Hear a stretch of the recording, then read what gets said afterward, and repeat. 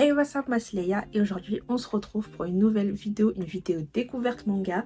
Et aujourd'hui je vais vous parler de 4 mangas français que j'ai découverts récemment et qu'est-ce que j'en ai pensé. Ça fait très longtemps que je me suis mise à lire des mangas et depuis tout ce temps j'ai jamais vraiment lu de manga français et je me suis jamais vraiment intéressée aux œuvres qu'on pouvait avoir en France du côté du manga français. Et c'est l'année dernière que je me suis dit tiens, j'aimerais bien découvrir ce qui se fait et j'aimerais bien commencer à découvrir de nouvelles œuvres, à en lire. Et donc du coup j'ai commencé l'année dernière avec un premier manga qui était tout simplement Talento 7, voilà, qui est chez Kana, qui est fait par, alors si je prononce mal, je suis désolée. Je sais plus comment on prononce, enfin je sais même pas comment on prononce, mais moi je disais Kaloun, Kalon ou Kalon, je sais pas, je suis désolée, je suis désolée. Mais du coup j'ai commencé avec celui-là parce que, fun fact, je l'avais vu en, enfin fun fact, oui et non, mais je l'avais vu en occasion à Cash Express et c'est comme ça en fait que je me suis dit tiens, je vais commencer parce que j'avais déjà entendu parler de ce manga et je me suis dit bah autant commencer par ce manga dont j'avais déjà entendu parler. Et donc du coup j'ai lu le tome 1 l'année dernière. Du coup j'ai peut-être un peu oublié certaines choses, peut-être, voilà. Mais oui, du coup j'ai lu que le premier tome et du coup je veux dire de quoi ça parle exactement. Du coup dans ce manga on va embarquer dans la vie d'Adèle qui est un jeune homme passionné de jeux vidéo de niche et qui a décidé de se lancer dans la création de contenu, qui a décidé de se lancer sur YouTube. Sauf que le petit problème, plutôt un gros problème quand tu te lances sur YouTube, c'est que quand il allume sa caméra, en fait il perd tous ses moyens, mais vraiment. Sauf que son but à lui c'est de rejoindre le Talento 7 qui est en fait l'élite des créateurs de contenu et de devenir le numéro 1 des vidéastes gaming. Mais comment il va faire pour atteindre son but? Ça, il faut lire Talento 7 pour le savoir. Ce qui est sympa dans ce manga, c'est qu'on a quand même pas mal de références, que ce soit par rapport au monde du jeu vidéo ou même par rapport à certains endroits qu'il y a en France. Mais j'avoue que justement, le fait qu'il y ait énormément de références dans du coup l'univers du gaming, mais vraiment le gaming genre jeu de niche, etc. C'est vrai que des fois parfois ça m'a un peu perdu dans l'histoire où je comprenais pas certaines choses, etc. Mais ça reste quand même un bon manga. Voilà. Après c'est pas totalement centré sur l'univers du gaming puisque on a aussi toute cette partie qui va être plus autour des dessous de la création de contenu, les dessous un peu des gros youtubeurs, etc. Et je pense que dans ce manga on fait référence à une certaine entreprise, mais bon, je vais pas dire, mais ça m'a fait penser à une certaine entreprise, donc je sais pas, mais c'est vrai que j'ai bien aimé aussi ce côté-là où on aborde un peu la face cachée un peu de certains créateurs de contenu. Et ce qui est sympa aussi, c'est que justement pour les membres du Talento 7, du coup, vu le nom du groupe, j'imagine qu'ils étaient bien 7. J'ai lu, hein, je vous jure que j'ai lu. Mais ça fait, je vous ai dit, si je l'ai lu l'année dernière. Je vais filmer la vidéo depuis, hein. Bref. Mais oui, ils sont 7. Et justement, chaque membre de cette équipe, on va dire, de cette team, fait référence en fait à un vrai créateur de contenu, du coup connu. Je vous avoue que moi, j'avais pas forcément les références, à part une. Et je me rappelle, j'en avais parlé, parce qu'il y a une personne des Talento 7 qui fait référence du coup à Carole Quinten, qui ici s'appelle Carole Quinten, voilà, elle fait référence du coup à Carole Quinten, la youtubeuse sur YouTube, bref, youtubeuse gaming que je connais. Et d'ailleurs j'étais très surprise de voir du coup cette référence. Et en plus la première page du manga, du coup c'est elle. Attendez, est-ce que c'était elle qui avait... Je crois que le petit mot, du coup la préface, c'était même Carole Quinten qui l'avait écrite. Il faudrait que je relise pour être certaine, mais c'est signé Carole Quinten à la fin, donc j'imagine que oui.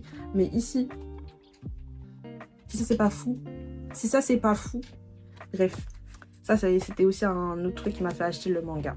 Voilà. Donc c'est une œuvre qui m'avait quand même bien plu. Il y a un bon juste milieu entre l'univers du gaming et l'univers de la création de contenu, qui est quand même l'une des choses majeures de l'histoire, et qui est un manga qui parlera aussi très bien aux créateurs de contenu, mais pas que. Donc voilà, donc il faudrait que je relise le tome 1 pour pouvoir lire la suite, pour pouvoir bien avoir toutes les informations nécessaires dans ma tête. Donc voilà. Et il est aussi disponible sur Manga.io sur Manga.io en format numérique du coup. Donc ça peut être aussi une alternative si vous souhaitez pas forcément vous procurer le tome. Ensuite on va parler de Aiwoon, du coup de Ola, qui est une mangaka que j'ai découvert à Cultura. Je la connaissais pas du tout et en fait elle était en pleine séance de dédicace pour du coup le premier tome de Aiwoon. Et j'étais assez intriguée, du coup j'étais venue la voir pour en savoir plus sur son œuvre. Et on avait parlé pendant un bon moment justement sur Aiwoon et aussi sur le manga français et sur le manga en France, etc. etc. Et c'était vraiment très intéressant. Et bien évidemment qu'après tout ça, je me suis procuré le premier tome que j'ai lu, qui est en plus dédicacé. Et en plus, je suis trop contente parce que en fait, j'ai super bien choisi mon personnage. Parce que, spoiler alerte, à la fin du tome 1, c'est clairement Liselot, mon personnage préféré. Donc voilà, j'ai super bien choisi le personnage pour la dédicace. Donc, vraiment, je suis très forte. Je suis très forte. Donc du coup, Aiwoon, ça parle de quoi? En fait, je vais plutôt vous lire le résumé. Parce que en fait, quand elle m'en a parlé, elle m'avait fait un super bon résumé où tu comprends très bien de quoi ça va parler, etc. Et là, le résumé qui est là, c'est plus du coup le résumé du tome 1, alors que le résumé qu'elle m'avait donné, c'est vraiment le résumé de l'œuvre dans sa globalité. Mais bon, je vais vous lire quand même le résumé. Alors qu'ils sont en route pour l'académie d'Aldor, Yann, un historien itinérant, et son assistant Oléo s'arrêtent dans un village afin de demander leur chemin. Ils découvrent vite que le lieu d'apparence paisible est en fait tourmenté par une créature qui s'attaque aux femmes. Lorsqu'une nouvelle disparition a lieu, les deux voyageurs doivent prêter main forte aux villageois. Ça résume très bien ce qui va se passer dans ce premier tome qui pour moi est comme l'avait dit Ola, est plus un tome d'introduction pour pouvoir un peu nous mettre pour un peu nous donner les bases de l'histoire, que ce soit les personnages, leur situation, etc. Et je pense que du coup ça va plus rentrer dans le vif du sujet à partir du tome 2. Mais c'est un premier tome qui introduit très bien l'histoire. Voilà, qui se lit super vite et qui en plus est en grand format comme ça. Enfin, par rapport à... si je prends Talent to Seven, il est assez grand mais il est assez fin aussi. Je sais pas si tous les tomes seront de la même taille, enfin plutôt auront le même nombre de pages. Mais du coup c'est très grand, c'est comme ça et tout. Ah oui, et un des trucs qu'elle m'avait dit aussi, c'est que chaque tome en fait allait introduire un nouveau personnage. Donc ce tome là, d'ailleurs le tome 1 s'appelle Liselot, c'est le personnage de Liselot qu'on va découvrir dans ce tome. Les autres tomes je sais pas ce sera quel personnage, on verra bien, mais chaque tome introduit un nouveau personnage. C'est un tome du coup qui était assez sympa à lire. J'ai plutôt hâte de voir un peu la suite pour me donner une vraie idée, on va dire ça comme ça, mais c'était assez sympa comme introduction pour le manga et hâte du coup d'en savoir un peu plus sur la suite, sur l'histoire, parce que là comme je vous l'ai dit, ça introduit les personnages, le contexte, mais il y a pas mal de choses encore à découvrir. Et à la fin du tome, on a un petit one-shot qui avait été réalisé du coup avant, je crois en 2019, si je me souviens bien. Je vais vous dire ça tout de suite. Ouais, un one-shot qui a été réalisé à l'occasion du tremplin manga de 2019. Donc voilà, donc on a aussi le one-shot à la fin. Et ce que j'ai oublié de dire aussi, c'est que c'est un manga qui est en autopublication, donc c'est elle-même qui le publie. Et d'ailleurs, c'était un des sujets de notre conversation, l'autopublication et être publié aussi dans les maisons d'édition. elle avait pu m'expliquer un peu ces deux choses-là. Voilà. Donc, je pense que du coup, on peut se le procurer. Enfin, oui, on peut se le procurer sur son site. Et voilà. En vrai, un petit manga à découvrir comme ça, pas mal. Pas mal. Un de mes coups de cœur de 2023. Si vous avez vu mes vidéos l'année dernière où j'en parlais, vous savez de quoi je parle. Je vous en avais parlé sur Instagram. J'en ai parlé sur YouTube. Je ne sais pas combien de fois. Mais j'ai jamais pu faire une vidéo découverte manga sur cette œuvre-là. Mais c'est clairement pour moi mon gros coup de cœur de l'année 2023.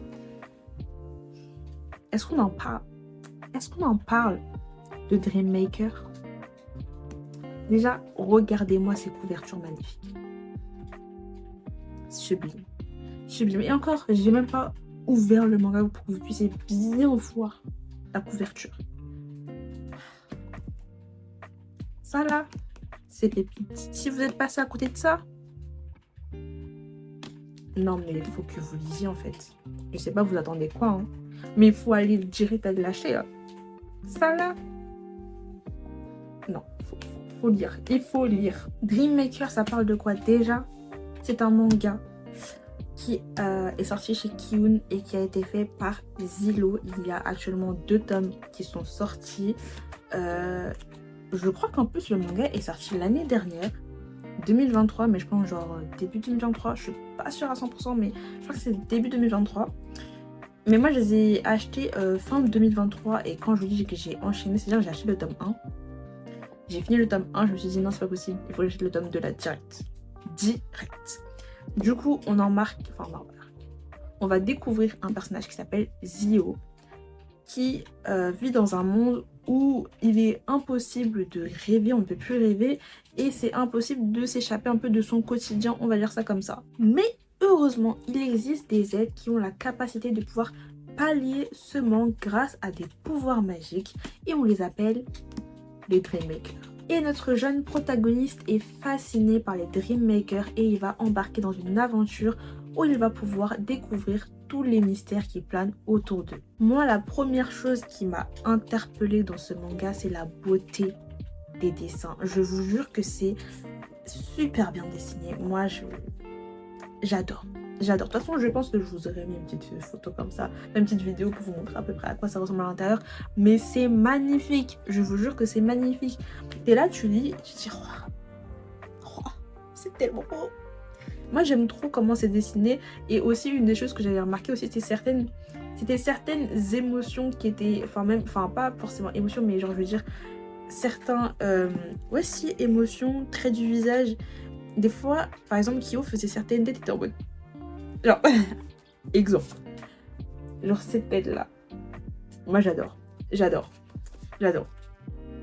C'est trop fun. Mais si on peut penser que tout est rose, entre guillemets, je vous jure que tout n'est pas rose. Et même moi, quand j'ai lu, ça m'avait choquée. Parce que tout n'est pas rose dans ce manga. Tout ne se passe pas comme dans le monde des bisounours. Bien au contraire. Zilo, dans ce manga, va explorer les noirceurs auxquelles doit faire face Kyo. Et je vous jure que moi, franchement, quand j'ai découvert tout ça là, quand j'ai lu, j'étais choquée. Vraiment, j'étais choquée. Je m'attendais pas du tout à ça. Et ouais, c'est pas tout rose à l'intérieur. C'est pas tout rose. Il y a des scènes vraiment où tu te dis, oh, enfin, c'est quand même très très très chaud ce qui se passe. Et non, vraiment, ce manga, je pourrais le lire, le relire. En attendant la suite, je pourrais le relire 15 000 fois. C'est tellement, tellement bien. Mais vraiment. Les tomes sont aussi assez conséquents. On voit, c'est très épais. Vous savez, pas mal de pages pour chaque tome. Et il y a des personnages, franchement, qui m'ont marqué. Vraiment par la beauté des personnages. Oh là là, attendez, faut que je retrouve. Dans le tome 2. Parce que normalement, ce personnage avait été introduit dans le tome 2. C'est elle. Sainte Maria s'appelle dans le manga. Oh, non mais... Je vais rester bloquée pendant 15 secondes sur cette page. Magnifique. Il y en avait une autre aussi, mais... C'était qui déjà? Je me demande si on la découvrait pas d'ailleurs dès le tome 1. Je ne sais plus. Bref. Des personnages pépites. Bref, cette histoire-là, il faut le lire. Si vous n'avez pas encore lu, ah mais c'est elle, elle est sur la couverture du tome 2, elle, je sais plus comment elle s'appelle. J'ai trop envie de relire, vraiment j'ai trop envie de relire. Mais oui, il faut lire, il faut lire, il faut lire, voilà. J'attends avec impatience le tome 3, dès qu'il sortira, c'est obligé que je vais me le procurer très rapidement parce que c'était un coup de cœur, c'était vraiment un coup de cœur de l'année 2000, c'était mon coup de cœur de l'année 2023. Waouh, vraiment, j'ai pas les mots. J'ai pas les mots. Le dernier manga français dont je vais vous parler, il s'agit de Flowers for Vincent. Donc ce manga, je l'ai lu sur Manga.io. C'est un manga de romance qui est en 2 tomes, qui est terminé en 2 tomes, voilà, qui est édité chez Nouvelle Hydre et qui est un manga qui va lier fantastique et romance. Donc Flowers for Vincent est un manga du coup qui est dans un univers fantastique qui va venir retracer une histoire d'amour qui est semée d'embûches entre une humaine et une créature. On sait même pas c'est quelle créature, mais une créature. Donc c'est un manga dont j'avais vraiment enchaîné les tomes sur, pas les tomes, les chapitres sur Manga.io et qui était, j'avais vraiment bien aimé, qui est à la fois très doux mais des fois un peu sombre quand même et qui est très beau aussi au niveau des dessins, c'était vraiment très très beau aussi, j'avais bien aimé et qui arrive bien à nous transporter un peu dans son univers. On a du coup cet aspect fantastique avec les créatures qui sont dans ce manga, mais on est dans un univers, tout se passe en fait sur Terre déjà, ça se passe sur Terre, donc c'est pas forcément quelque chose qui va vous emmener dans un monde très fantastique. En fait, je pense que l'univers fantastique vient plus avec toutes ces créatures qui ont, je crois qu'il y en a, qui ont des pouvoirs, je crois qu'il y en a qui ont des pouvoirs, bref, c'est très sympa, mais c'est aussi parfois très sombre.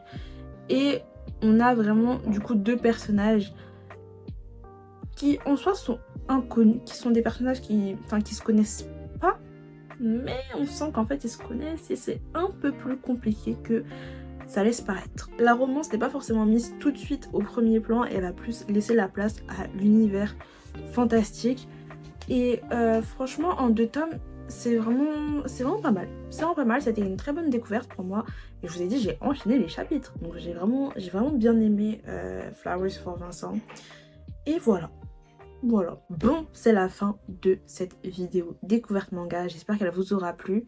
N'hésitez pas à me donner quelques recommandations pour ce qui est du manga français, des titres que vous me recommanderiez de découvrir. Voilà, j'avais entendu parler de Silence, ça c'est un manga qui fait partie de mes envies et j'ai très envie de découvrir ce manga et de le lire. Je sais pas encore si je vais lire sur Manga.io parce qu'il est sur Manga.io. Ouais, je vais peut-être le lire sur Manga.io, à voir. Ou le prendre, je sais pas encore, mais en tout cas je vais le lire, ça c'est sûr. Donc n'hésitez pas à me donner quelques titres de manga français qui pourraient me plaire ou que je devrais tout simplement lire. Voilà, n'hésitez pas à liker, à vous abonner, à partager et sur ce, moi je vous dis à la prochaine.